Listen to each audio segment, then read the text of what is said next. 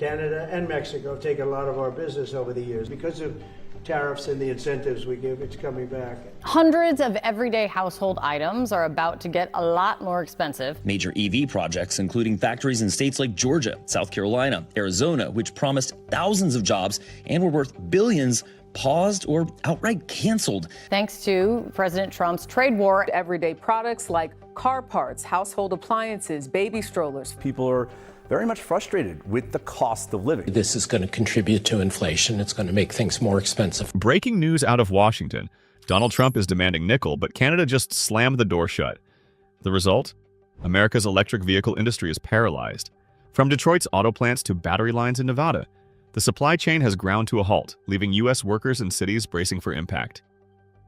Just weeks ago, President Trump took to Truth Social and the White House podium to insist that America must secure more critical minerals at home, especially nickel, the backbone of batteries for millions of electric vehicles.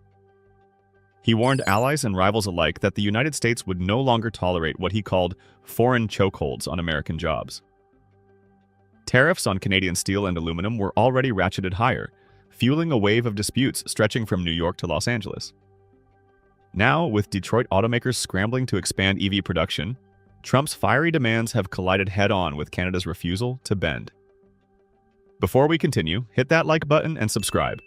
It's the easiest way to support the channel, and you won't want to miss what's coming next. Let's dive in. The confrontation reached a breaking point this morning when Ottawa formally blocked a high-profile U.S. request for Canadian nickel shipments. The move halts a deal that Washington insiders had described as essential for stabilizing the nation's EV supply chain. For American manufacturers, the list of disruptions is staggering. Nickel, copper, and rare earth minerals once flowing south from Sudbury and Quebec have been frozen. At least 3 major U.S. battery plants, including facilities in Michigan, Nevada, and Tennessee, are now reporting suspended contracts. Copper smelters in Arizona and New Mexico warn they cannot keep up with rising demand without Canadian feedstock. Even coal imports critical to certain steel operations in Pennsylvania and Ohio have been thrown into question. Analysts estimate that more than 42% of America's current EV-grade nickel was sourced directly from Canadian mines. Now that pipeline is sealed, and unlike steel or lumber, nickel cannot be easily substituted. Without those supplies, entire assembly lines in Detroit, Cleveland, and Chicago risk grinding to a standstill, leaving workers, automakers, and investors staring at a sudden and unprecedented paralysis. From Detroit to Dallas, the shockwaves are immediate. The White House may have framed this as a political standoff, but in the heart of America's industrial belt, it feels like the rug has just been pulled out from under entire communities. For decades, U.S. automakers depended on Canadian nickel, copper, and rare earths to keep assembly lines humming. Now with that lifeline cut, the consequences are not abstract policy debates. They are layoffs, halted shifts, and idled machinery across American cities. In Michigan, home to the nation's largest concentration of EV assembly plants, the situation is dire. Ford's sprawling Rouge Electric Vehicle Center outside Dearborn has already warned suppliers of potential slowdowns. General Motors, which had counted on steady nickel shipments to feed its Ultium battery facilities in Lordstown, Ohio, and Spring Hill, Tennessee, now faces what executives call a critical materials cliff. And in Detroit itself, the impact is visceral. Thousands of line workers who only recently celebrated expansions in EV production are bracing for sudden furloughs. The pain does not stop in the Midwest. Out west, Tesla's Gigafactory in Sparks, Nevada, a flagship of America's clean energy ambitions, sources a significant portion of its nickel and copper inputs from Canada. Without those deliveries, production schedules will stall, undermining not only Tesla but also dozens of smaller suppliers scattered across Arizona, Utah, and California. Phoenix copper smelters, which rely on Canadian ore to balance domestic feedstock, are warning that output will shrink by as much as 20% in the coming quarter. In the southeast, Tennessee's growing EV sector is just as vulnerable. Nissan's Smyrna plant, once heralded as the largest EV producer in the region, has quietly signaled to state officials that parts shortages could derail its ambitious 2026 production targets. Alabama's automotive corridor, stretching from Montgomery to Huntsville, is equally exposed. Local steel operations that depend on Canadian coal to refine alloys are already calculating losses. Across the Rust Belt, the broader manufacturing ecosystem is reeling. In Cleveland, companies producing cathodes and anodes for EV batteries say they are weeks away from exhausting their nickel supplies. In Pittsburgh, mills that once thrived on steady inputs of Canadian coal for specialized steel are warning of rolling cutbacks. Even in Chicago, a logistics hub far removed from the mines, freight companies are scrambling to reroute shipments, facing empty containers and idle trucks. And then there are the ripple effects. Electronics manufacturers in Silicon Valley, already struggling with semiconductor bottlenecks, now face an additional choke point: rare earths. Many of the magnets and conductors essential for consumer electronics depend on imports that once passed that seamlessly across the northern border. With Canada's door shut, costs will spike, timelines will lengthen, and American consumers from San Francisco to New York will feel the pinch in higher prices and scarcer supply. Energy production is no safer. Coal shipments from Canada, often overlooked in the shadow of oil and gas, play a hidden but critical role in U.S. steelmaking. Without those imports, energy costs for mills in Pennsylvania, West Virginia, and Kentucky are set to climb sharply. For families in those states, that translates into lost jobs, rising utility bills, and more strain on already fragile local economies. Layoffs are already beginning. Reports from labor unions in Michigan suggest that at least 4,000 workers could face furloughs by the end of the month. Nevada officials fear that as many as 6,000 jobs tied to EV battery production could be at risk if supplies are not restored. In Tennessee and Alabama, governors are bracing for cascading effects into logistics, construction, and even service industries, the restaurants, shops, and small businesses that depend on factory wages circulating through their communities. The American consumer, too, will pay a heavy price. Analysts at the National Automobile Dealers Association warn that EV sticker prices could rise by as much as $3,800 per vehicle within the next 6 months. Replacement parts for existing electric models are expected to jump in cost, leaving owners from Los Angeles to Miami footing unexpected bills. And as nickel prices spike globally, even gasoline-powered cars are not immune. Steel, copper, and electronics costs will ripple through traditional vehicle production as well. Perhaps most striking is the sense of vulnerability now gripping Washington. For years, leaders boasted about American energy independence and industrial revival. Yet today, the United States finds itself dependent, exposed, and scrambling. In the halls of Congress, lawmakers from mining states like Montana, Arizona, and Minnesota are demanding emergency measures to accelerate domestic production. But industry insiders caution that new mines take years to develop. No executive order can conjure nickel deposits out of thin air. Meanwhile, in America's towns and cities, the story is painfully simple. In Detroit, families who just secured mortgages on the back of steady auto jobs now face layoffs. In Reno, small contractors who serviced Tesla's booming plant wonder if their business will survive. In Cleveland, cafeteria workers at battery component plants whisper about pink slips. From Pennsylvania steelworkers to Nevada engineers, the phrase echoing through union halls is the same: paralyzed. Canada's decision to block nickel shipments to the United States has already frozen assembly lines and raised alarms in Detroit. But its larger significance lies in how it reshapes the global order of resources. For more than a century, Washington treated Canadian minerals as an extension of American supply, as if the northern border was little more than a formality when it came to steel inputs, timber, oil, and energy. Nickel was expected to follow that same pattern, sliding seamlessly into American industry. But Ottawa's refusal has cracked that assumption wide open. The move signals a new era in which Canada is no longer a quiet supplier, but an active player, leveraging its resource wealth to gain bargaining power on the world stage. The ripple effects are visible first in the auto sector.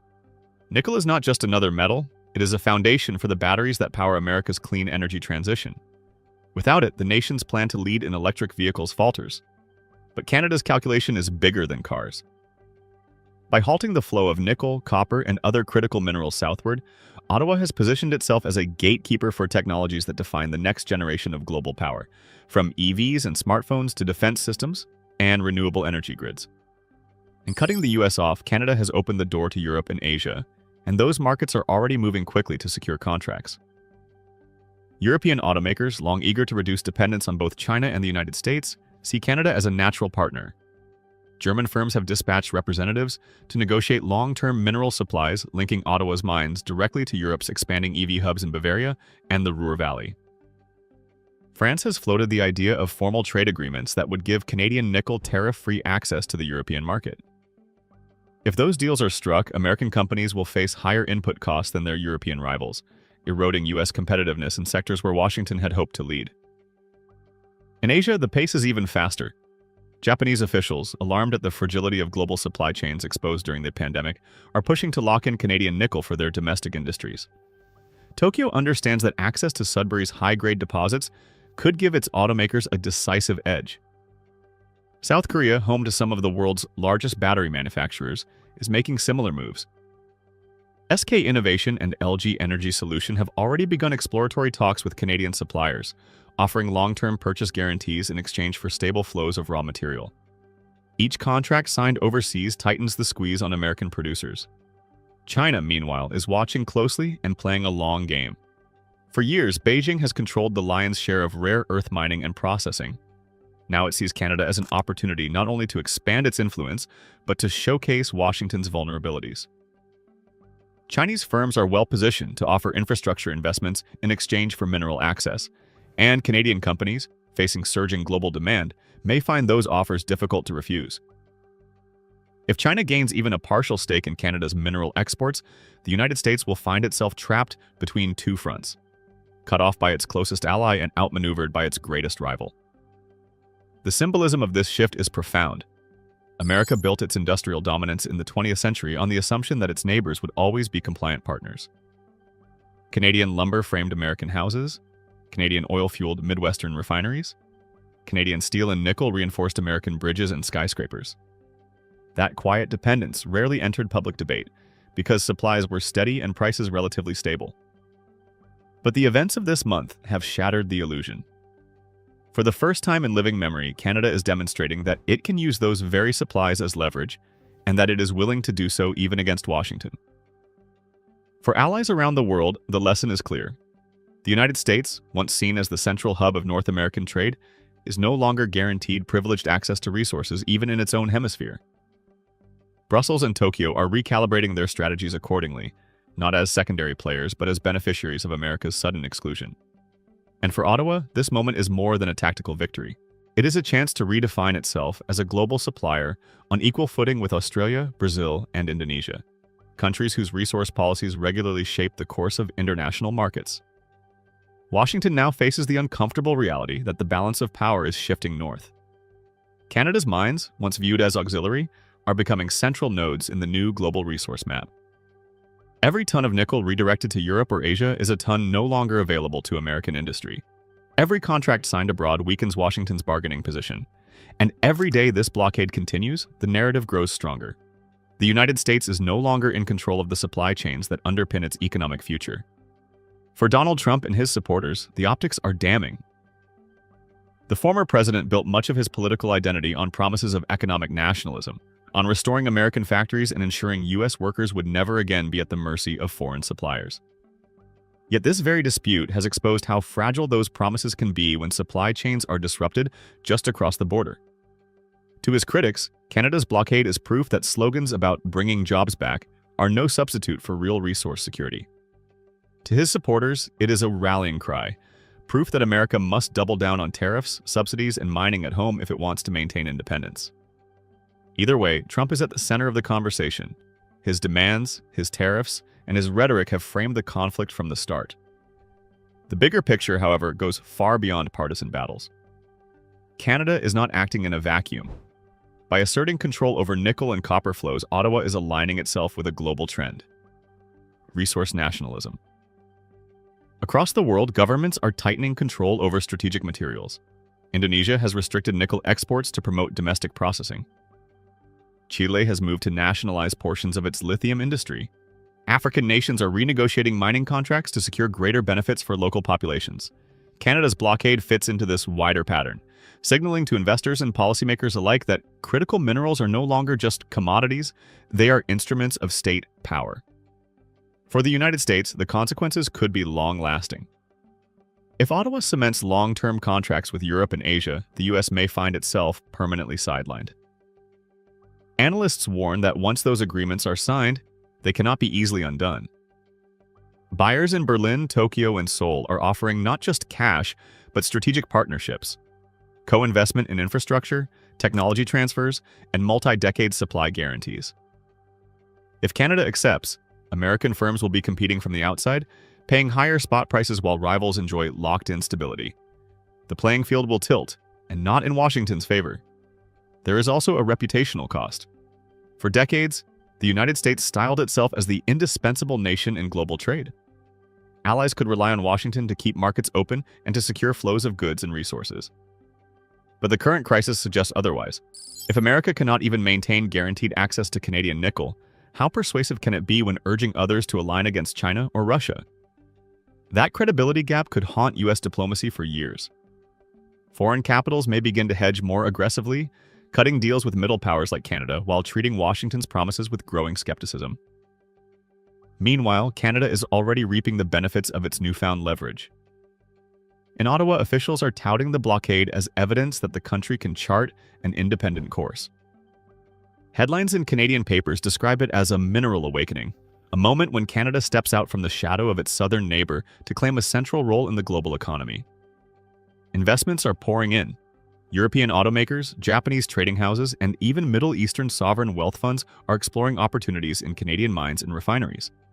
With each announcement, Canada grows less tethered to Washington and more integrated into a diversified global network.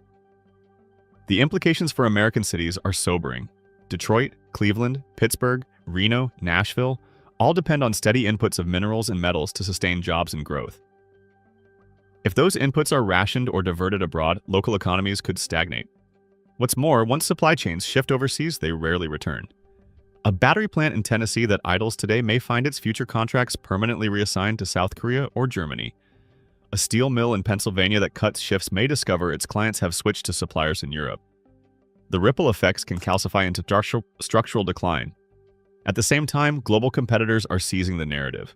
China frames the crisis as evidence of U.S. decline, highlighting how even Washington's closest ally refuses to bend.